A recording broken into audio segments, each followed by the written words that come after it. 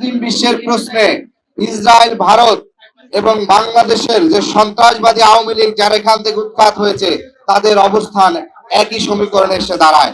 মানে আগামীতে এই মুসলিমদের জন্য একটি শান্তিপূর্ণ, এটি সামগ্রিক বিশ্ব শান্তিপূর্ণ বিশ্বের জন্য আমাদের এই সন্ত্রাসবাদী দেশ, সন্ত্রাসবাদী দল, সন্ত্রাসবাদী সংগঠনের বিষয়ে প্রত্যেক মুসলিমের একসাথে থাকতে হবে।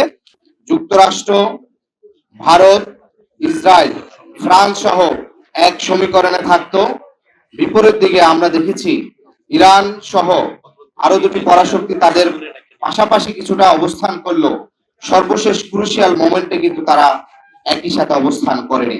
অবরোধ দিতে গেলে চীন, রাশিয়া মাঝে মাঝে ভেটো দিত, কিন্তু যখন চূড়ান্ত মোমেন্টে ইরান আক্রান্ত হলো তখন কিন্তু আমরা তাদের সেই অবস্থানটা খুব বেশি দেখিনি। সৌদি আরব এবং এর পাশাপাশি রাষ্ট্রগুলোর যে ভূমিকা, সেই ভূমিকাগুলো আমাদেরকে ব্যথিত করে। আমরা ইসলামের যে মহান শিক্ষা, বিশেষ করে হজের যে একটি অন্যতম যে গুরুত্ব, সেটি হচ্ছে পুরো বিশ্বকে একই সাথে অবস্থান নিয়ে পুরো মুসলিম বিশ্বের যে সমাবেশ, আমরা যেটি হজের মাধ্যমে পুরো মুসলিম বিশ্বকে এক জায়গায় আনার যে একটি গুরুত্ব, সেই জায়গা থেকে আমরা দেখি যে সৌদি আরব অনেক সময় তারা এই আমেরিকার পক্ষে অবস্থান গ্রহণ করে থাকে, যেটা আমাদেরকে ব্যথিত করে।